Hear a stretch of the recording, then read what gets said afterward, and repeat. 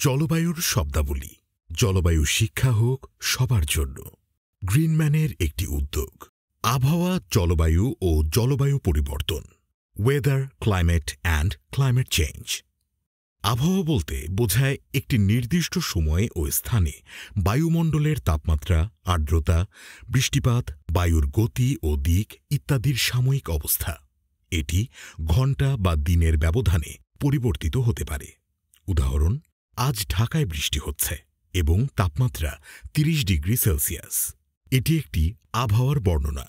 জলবায়ু হল কোনো একটি নির্দিষ্ট অঞ্চলের দীর্ঘমেয়াদী, সাধারণত ৩০ বছর বা তার বেশি সময় ধরে গড় আবহাওয়ার অবস্থা। এটি অঞ্চলভেদে ভিন্ন হয়ে থাকে, যেমন উষ্ণমণ্ডলীয়, শীতলমণ্ডলীয়, মরুভূমি, সমুদ্র উপকূলীয় জলবায়ু ইত্যাদি। উদাহরণ: বাংলাদেশের জলবায়ু সাধারণত উষ্ণ ও আর্দ্র। এটি একটি দীর্ঘমেয়াদী প্রাকৃতিক বৈশিষ্ট্য। জলবায়ু পরিবর্তন বলতে বোঝায় দীর্ঘমেয়াদে পৃথিবীর গড় জলবায়ুর পরিবর্তন।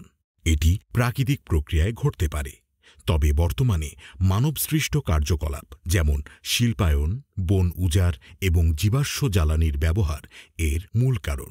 উদাহরণস্বরূপ, গ্রীষ্মকালে অতিরিক্ত তাপদাহের ঘটনা বৃদ্ধি, উত্তর মেরু অঞ্চলের বরফ গলে গিয়ে সমুদ্রপৃষ্ঠের উচ্চতা বৃদ্ধি, অপ্রত্যাশিতভাবে অতিবৃষ্টি বা খরার ঘটনা বৃদ্ধি।